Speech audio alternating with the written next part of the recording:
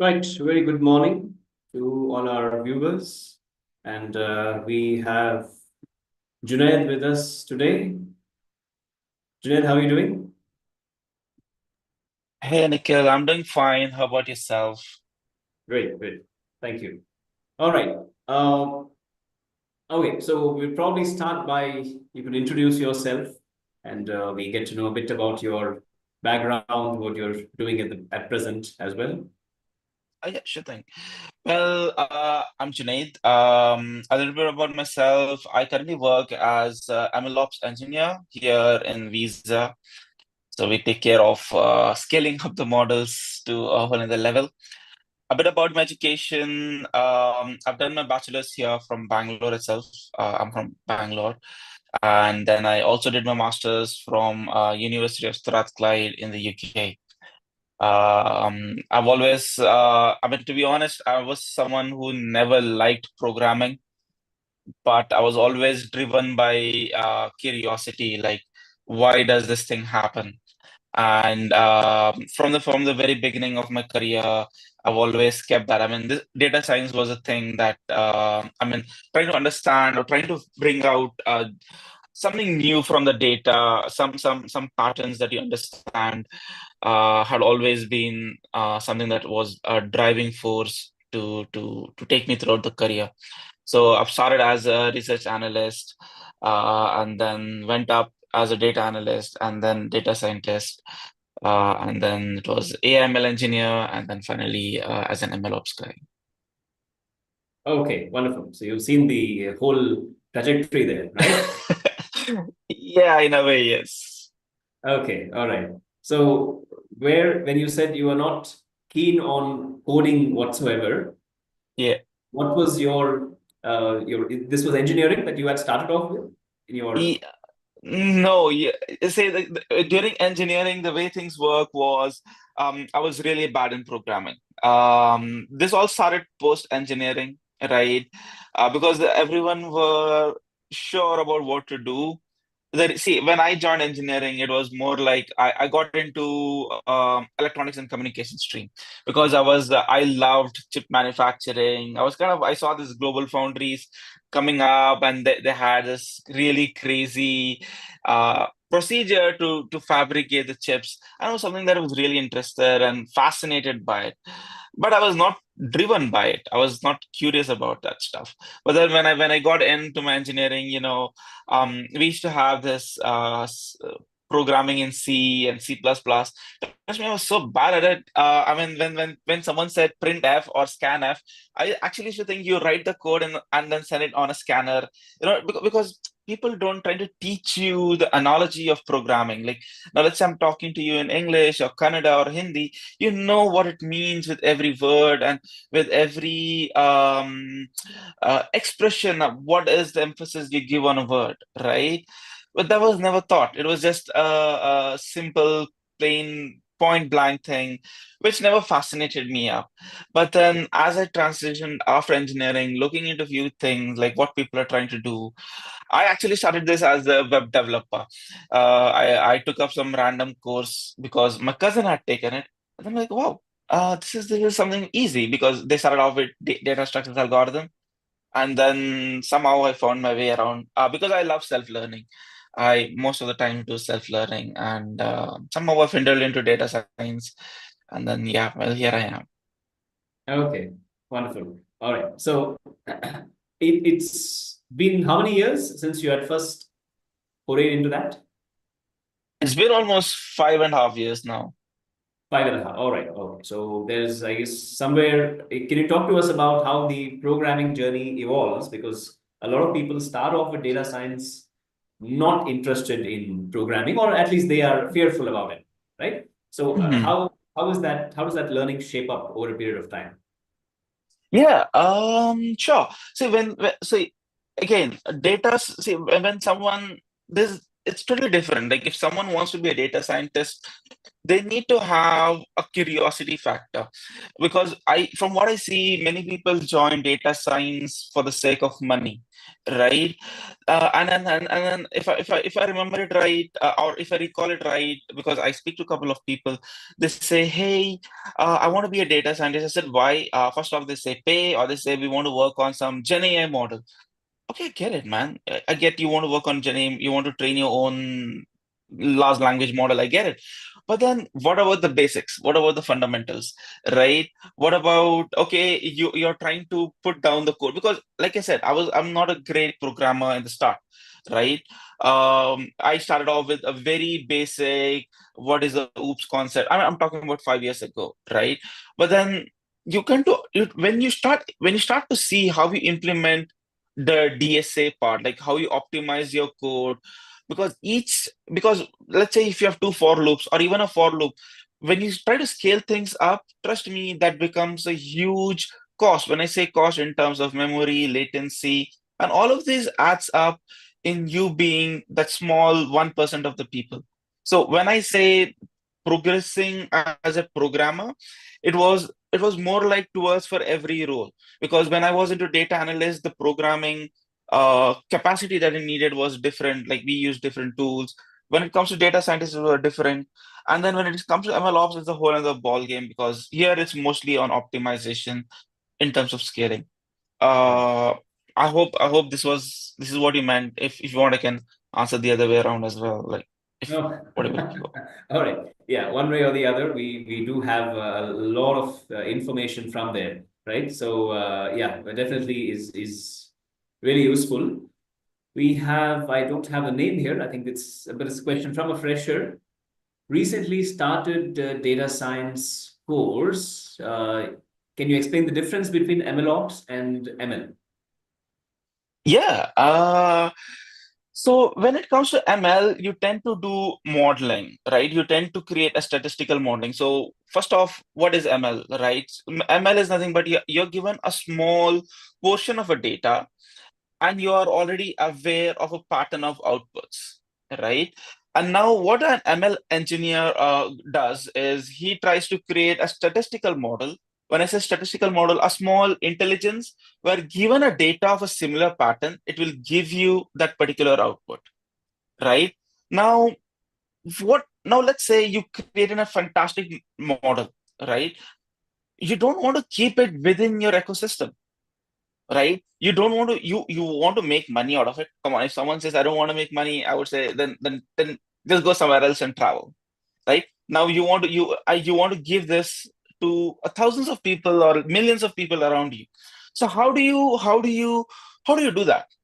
So in order for that, that's where MLOps engineer comes in. Many people get confused with MLOps and DevOps, but there's a huge difference. With DevOps, people are a very generic. They don't know how to configure the GPUs. They don't know how, because you have certain amount of codes, especially when it comes to deep learning, on how to make sure how you can scale up when you have multiple GPUs, how you can optimize your codes. So there's a huge difference when it comes to DevOps and MLOps. And with MLOps, we have when every time there's a change in the data, like let's say you have a model which you have trained in the month of Jan, and then as you progress through the year, you tend to have a drift in the data.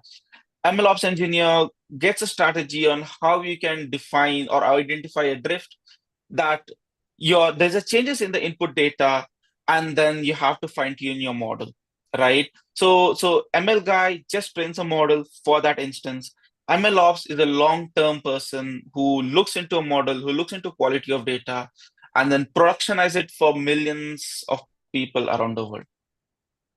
Wonderful. All right, great. That's yeah, it's aptly summarized. Um, okay, so I think we're talking about trends that you see shaping in the industry from your perspective. Any, uh, I'm sorry, I didn't get you. what trends do you see shaping up in the data science or AI industry? Yeah, many a times. I think a couple of months back we had this Gen AI bubble. everything gonna be taken over by Gen AI developers, testers, and data scientists. And then I see a lot of people going around learning Gen AI, right? They were like Gen AI with Excel, Gen AI with this. What my say on this is Gen AI is like a copilot, right? It's a wonderful skill to have as a reference, as a starting point, but we cannot use Gen AI as learning the whole concept. So yes, it is a great skill to have. If you put on your resume, people, you do get noticed by people. So that is the first thing. So learning Gen AI is good, but taking a one step back, it is important for you to be very hardcore basics with your machine learning and deep learning. And one step behind, you obviously need to know the fundamental, that is the statistics. So if I have to tell you a trend, you obviously need to know statistics. Moving ahead, once you are aware of that, then go learn your really nice and sweet machine learning and deep learning. And then go ahead with Gen AI. Um, the more focus towards is how you can deploy, because now we have a lot of data scientists, but if you see the trends, right, 80%, 85% of the ML projects are still under a POC. People don't tend to deploy this, or they fail to deploy it, especially when a GPU is involved, because it's so expensive. When you, if I have to give an example, let's say you have trained a model, right, and your input data is a float, right? And if you see in a backend, float takes more memory than an integer. So if you can incorporate integer instead of a float, you tend to save some memory. And there Right. are some other optimization techniques. So that's why you need to know the basics of programming and all the way into Gen AI, NLP, and MLOps. Correct. Yeah. So I just to add to that, I think in terms of trends, you will find a lot happening through Gen AI, through Yep. NLP, and how things are integrating, right? So the integrated technologies are something that Yep. see growing very quickly. But as Junaid is pointing out, you have to start from scratch, ideally, if you are looking for a longer term career, right? Exactly. Yep. Anita wants to know what strategies have helped you grow from a career point of view. Let's say looking for job changes, or if you're looking to upgrade your skills, anything, any advice that you'd like to give them? Definitely. So there are a couple of things. Maybe if HR said that they wouldn't like my approach. So first off, you should have a curiosity or a zeal to learn. This is something that I follow even today, because every day I spend 4 hours. Like, this is something which I do. I get up at 4:30 or 5 in the morning. 4 hours I spend on learning something new or going back and learning the basics. Because if you're someone who's like, hey man, I know this, so that's when your learning is done. And this is something which I take very seriously. All right. People say there is no job in the market. I would say there's not many skilled people in the market. So if you are skilled, you don't have to worry about jobs. So you, because they would pay you whatever you want, but you need to prove them with skills, right? So first thing, second thing, third thing is, again, you need to learn, you need to invest, right? So obviously, if you take down some courses, it's good because it streamlines your process. If not, you still have a lot of content online, which can help you in learning new things. Like, for example, MLOps. To be honest, I never found any course where the depth I wanted to go, I never found any, right? So what I would do, I would personally invest my own money in AWS. Since I work in the AWS, I invested my own money there. Try to learn new things. Try to learn, incorporate a lot of ideas that people are trying to do. This was something which was not taught to me at work, right? Initially, so you have to invest. I don't mean monetarily, but obviously you have to invest in efforts. And for a larger vision, you should not think so much about a small minute investments. And the third thing is, you need to enjoy this process. And when, again, I was talking about job change, so I changed job based on the rules. So for example, I recently shifted to visa. So when I was changing a job, I asked them, hey, what are the technologies you're working on? So what I usually do is, let's say I change a job, and then now, for example, now I'm in visa for next 1.5 years. I would be preparing for the job that I want later, right? The moment I land into visa, so I start preparing. I start making out what I want in the future. and I take up tasks or whatever my tasks are in accordance with that. So that way I learn, I give new things, and I'm kind of future proof.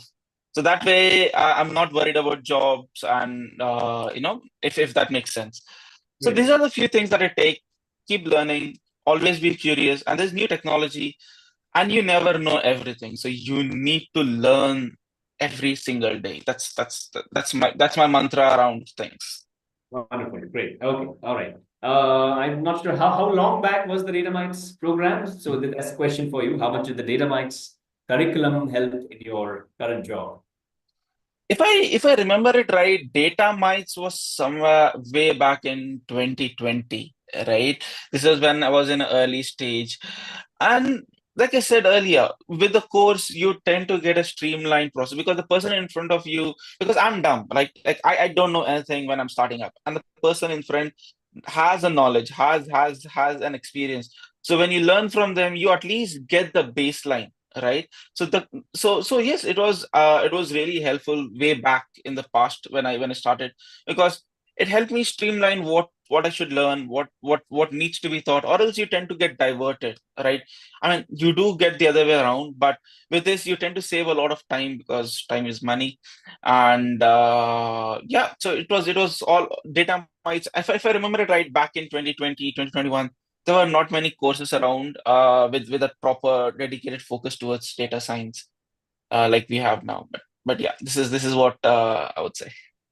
All right. Great. Okay. All right. Wonderful. I think any further questions? I would just request the team to put it up here if it's coming through from YouTube or LinkedIn. And all right. Okay. I think. All right. So just for that, you are looking at plans for the future already. So this is how MLOps is something that you have started at Visa, or you have been with it for a while. MLOps, it has almost been 6 to 7 months. So before this, I was working for a company called Randstad. So that's a service-based company, and we were deployed in. I mean, my clients were Airbus, right? So problem with Airbus is they don't work on a public cloud. Okay. So when you deal with such kind of situation, things are not ready-made for you. You need to work your way around. So here we were given just a very small Jeep. It was basically a rack-based application they needed. But then the problem here was the scaling, right? So initially when we started, it was just one person use. So imagine you have a chat GPT kind of stuff, but only one person is able to use it. So there's no point of that. So we wanted to make sure how a single query can be a distributed computing or a horizontal scaling, as you say, how we can allow multiple users to use. And that's what uh, got me thinking how I can do this on a larger scale. And that was my starting point for MLOps. That's where I started up, and then I started learning a few things here and there. And then finally, in the visa, they were looking for. Here we deal with almost around 13 billion records per month from all across the country. So it's a huge. I mean, this is trust me, like, the fact that you would be working on something which would be affected by a lot of people. I mean, that makes me feel like a superhuman. Yes, wonderful. Great. So I think that passion is something that you have really sustained through it, and hopefully you take that all the way along and inspire a lot of people along the way, right? Thank So you. great, wonderful talking to you, Junaid. Thank you so much. Same here. Thank Thank you very you. Thank you, Nikhil. Yeah. Thank you. You have a lovely day. Yeah. Bye bye. much.